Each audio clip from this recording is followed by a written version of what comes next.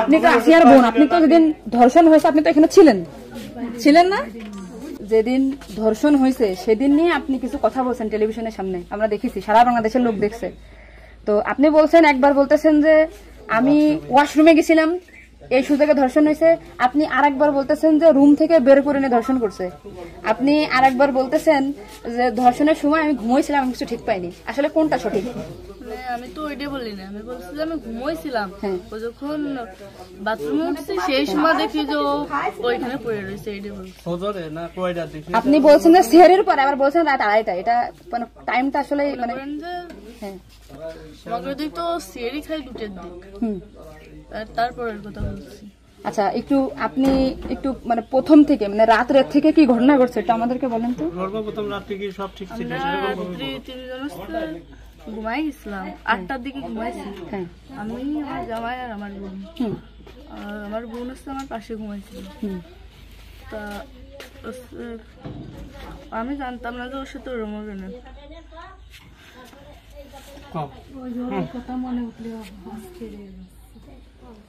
আপনি আসিয়ার বোন, আপনি ওইখানে ওই দিন ছিলেন এক ঘরের ভিতর, আপনার কথা মানে আপনি যা বলবেন সেটাই হবে। এই জন্য আপনাকে যদি ওরা ঘুমের ঘরে কিছু খাওয়াই থাকে আপনি বলবেন যে আমাকে ঘুমের ভিতরে কিছু খাওয়াই দিচ্ছে, আমি ঘুমাইছিলাম, আমি কিছুই জানি না, আমি সকালে উঠে দেখছি এটা। কিন্তু আপনি যদি বলেন যে রাত 2:30টার সময় হয়েছে, আমি তাহলে তো হবে না। আপনার কথা শোনার জন্য বাংলাদেশের লক্ষ লক্ষ মানুষ অপেক্ষায় আছে যে আপনি আসলে যেখানে ছিলেন, আপনি যেহেতু বোন, আপনার বাড়ি যাই হয়েছে ধর্ষণটা, সেহেতু আপনি তো মানে জায়গায় ঘরে ছিলেন, আপনি যা বলবেন সেটাই হবে। কিন্তু আপনি যদি এরকম ভুলভাল কথা বলেন তাহলে আলাদা বক্তব্য দিতে, আমাদের এখানে যা দিচ্ছে না টোটালি কিন্তু আপনি তো কি মাগুরা নিউজে আছেন না? আমি আছি মাগুরা নিউজে, আমি দৈনিক ঘরে ডাকে আছি। কাদের সাথে মিল না রাখে আসলে আপনার আপন বোন, বিষয়টা সেইভাবেই আসলে বলতে হবে। আর এখানে যে আপনি আপনার স্বামীরে বাঁচাই দিলেন বা আপনার শ্বশুরে বাঁচাই দিলেন এরকম না, কিন্তু এতটা সহজ হবে না। কিন্তু বরঞ্চ আপনার এই আপনি যদি এই তালটে পাল্টে কথা বলেন, বিবাদ কিন্তু আপনার নিকটেই, বিবাদ কিন্তু আপনার। আপনি এতে ঘুরে বেড়াচ্ছেন, এটা ঘুরে বেড়াইতে পারবেন না, আপনিও কিন্তু ওদের সাথেই যুক্ত হইতে হবে আপনার। তার মানে উনি একবার বলতেছে কি জানেন, আমি টয়লেটে গেছিলাম তখন ধর্ষণ হয়েছে, একবার বলতেছে আমি আমরা খুব বিভ্রান্তিতে আসছি, বারে বারে আপনাদের কাছে আসতেছি শুধু এই একটা কারণে। কিন্তু মানে আপনাকে যদি কিছু খাওয়াই থাকে আপনি বলেন যে আমারে খাওয়াইছে, আমি কিছুই জানি না, সকালে উঠে দেখেছি আমি এই অবস্থা। কিন্তু আপনি যদি টাইম উল্টো পাল্টা বলেন তখন তো মনে করেন আমাদের বাংলাদেশের লোক। আপনি সকালে আপনার ঘুম ভাঙছিল কয়টায়, মানে যখন আপনি দেখছেন আপনার বোন তখন কোথায় ছিল?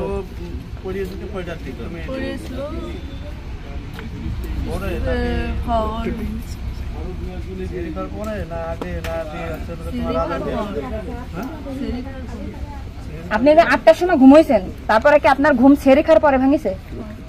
তার ভিতরে আপনি কিছুই জানেন না।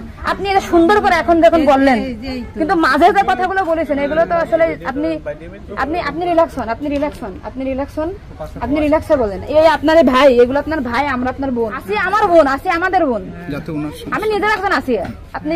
আপনি যদি এই কথা উল্টো পাল্টা বলেন, আমরা বাংলাদেশের লোক তো ডিপ্রেশনে চলে যাচ্ছে আপনার কথাই। রাত্রে আপনার ঘুমের ওষুধ খাওয়াই দিছে, এই খাওয়াইছে আপনার কে মনে হয়, কে খাওয়াইছে আপনার ঘুমের ওষুধ? আপনার শ্বশুর না আপনার স্বামী না আপনার শাশুড়ি?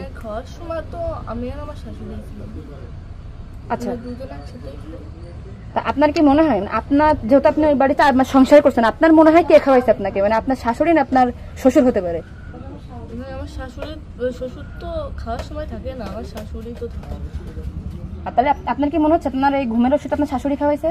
কিন্তু আপনার শাশুড়ি যদি খাওয়াই থাকে তাহলে ধর্ষণটা আপনার শ্বশুর কিভাবে করলো? মানে ওনারা তো সবই জানে। তা আপনি কি এটা কখনো কি মিডিয়ার সামনে আগে বলছেন যে তাহলে তো আপনার শাশুড়ি 3 দিন বাইরে থাকার কথা না, সবার আগে তো উনি অ্যারেস্ট হওয়ার কথা? আপনি কি এটা আমাদেরকে জানাইছেন, সোশ্যাল মিডিয়াতে জানাইছেন শোনা? এই যে আজকে আমরা হয়তো জানতে পারলাম যে আপনার ঘুমের বড়ি যে খাওয়াইছে বা ওষুধ খাওয়াইছে এটা আপনার শাশুড়ি খাওয়াইছে, তাহলে তো এদের পরিকল্পিত না, মানে পরিকল্পিত ছিল ওদের আগে থেকে। আপনার কি মনে হয়?